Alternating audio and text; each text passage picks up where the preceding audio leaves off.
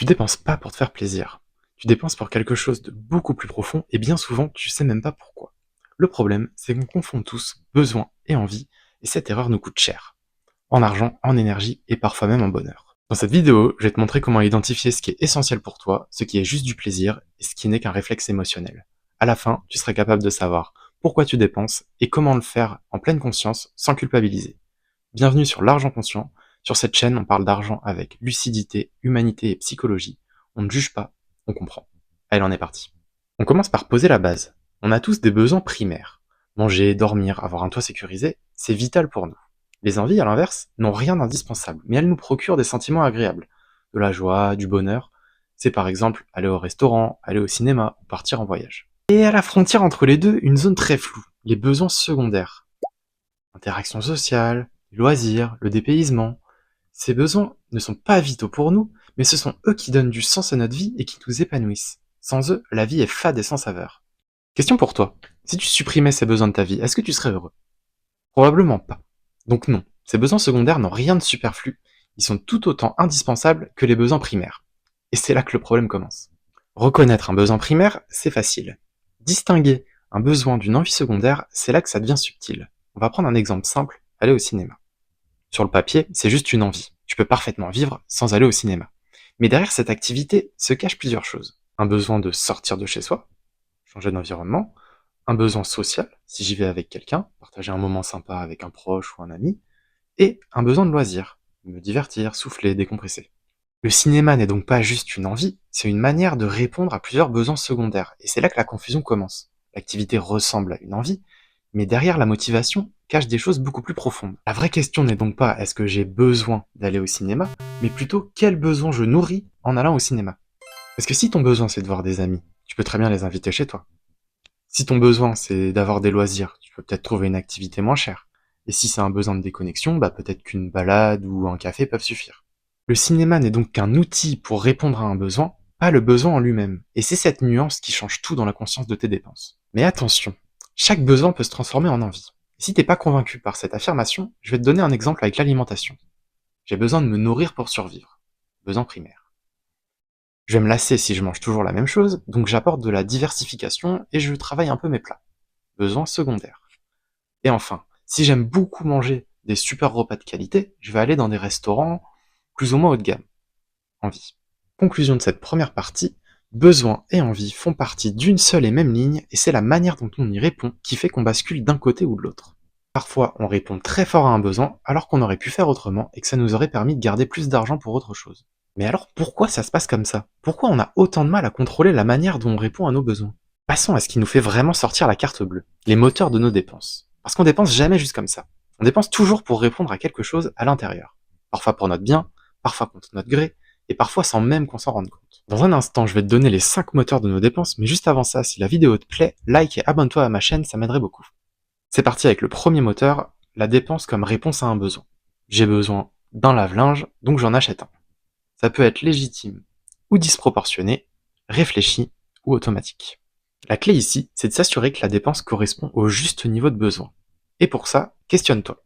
Il faut que tu comprennes quels sont le ou les besoins sous-jacents derrière, et ensuite, est-ce que la dépense que tu as en tête paraît juste, ou alors c'est plus que nécessaire, ou au contraire pas assez, et tu peux te permettre de plus dépenser. On passe au deuxième moteur, la dépense comme réponse à une émotion. Et là, c'est l'achat coup de tête par excellence. Je suis heureux, j'achète pour extérioriser, pour partager cette joie. Je suis triste, j'achète pour me réconforter. J'ai peur, j'achète pour me rassurer. Ça peut être utile ou regrettable, ça dépend vraiment des situations. Pour réguler ce moteur, il faut que tu te demandes est-ce que je suis d'accord de réaliser cet achat sur un coup de tête, sous le coup d'une émotion. Ça peut être ok. Moi par exemple, quand je suis vraiment heureux, je vais avoir des élans de générosité. Donc je vais payer le resto à des amis alors que c'était pas prévu, je vais offrir un cadeau alors que c'est même pas un anniversaire ou Noël. Pourtant je sais que parfois je ferais mieux de garder mon argent. Mais c'est comme ça et je l'accepte. Donc à la place, je réfléchis à comment limiter ce type de dépenses chaque mois, et donc je me donne un montant maximum à jamais dépasser. Troisième moteur, celui-là c'est rarement ton ami. La dépense comme sentiment d'affirmation ou de validation sociale. Si j'achète cette voiture, les gens vont être impressionnés.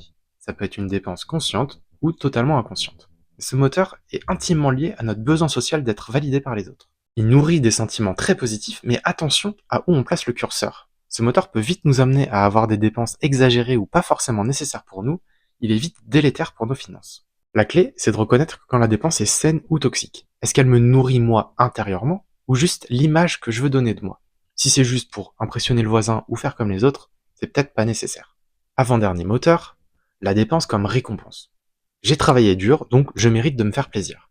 C'est un moteur très puissant, qui peut être bon ou mauvais selon l'intention derrière. Un principe clé pour dompter ce moteur, une récompense saine se choisit, une récompense compulsive se subit. Tu vois la nuance. L'idée c'est pas de faire un grand effort et ensuite de craquer totalement en se récompensant, mais plutôt de planifier à l'avance, là je vais faire un effort et ensuite je vais me récompenser avec cet achat. Ça permet d'être beaucoup plus mesuré et raisonnable dans la récompense. On passe au cinquième et dernier moteur, la dépense consciente. Je sais ce que j'achète, je sais pourquoi je l'achète et je sais ce que ça va m'apporter. Ce moteur ne peut pas créer de regrets parce qu'il suit une logique très solide. Réflexion, de quoi j'ai besoin. Intention, je vais répondre à ce besoin. Décision, je réponds à ce besoin avec cet achat.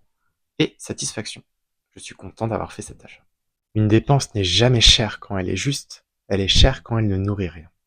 Tu vois, aucun moteur n'est mauvais en soi. Ce qui fait la différence, c'est quand on choisit ou quand on subit nos dépenses. Dis-moi en commentaire, dans lequel des moteurs tu te reconnais le plus aujourd'hui? Bon, pour reboucler avec notre histoire de besoin et envie, ce sont les 4 premiers moteurs qui font qu'on a du mal à y répondre de la bonne manière. C'est le cinquième, la dépense consciente, qu'on devrait apprendre à plus développer dans notre vie. Maintenant, je vais te donner un outil concret que tu peux appliquer dès maintenant, où tu veux, quand tu veux.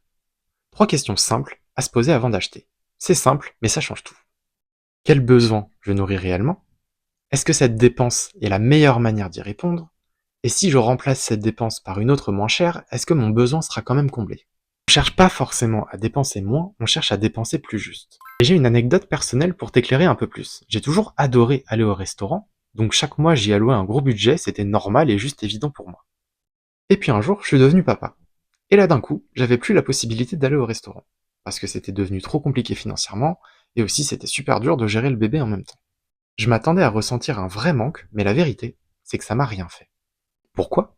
Parce que mon besoin, c'était pas d'aller au restaurant. C'était de manger des plats bons, intéressants, qui sortent de l'ordinaire. Et ça, j'avais continué de le faire à la maison, parce que je cuisinais pas mal.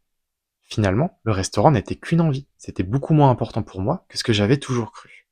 Donc tu vois, l'importance et la valeur que tu accordes à tes comportements d'achat méritent d'être questionnés. C'est très facile de ranger une dépense dans la mauvaise catégorie. Encore une fois, remonte toujours aux besoins profonds derrière, c'est ça qui permet d'éclairer tes finances.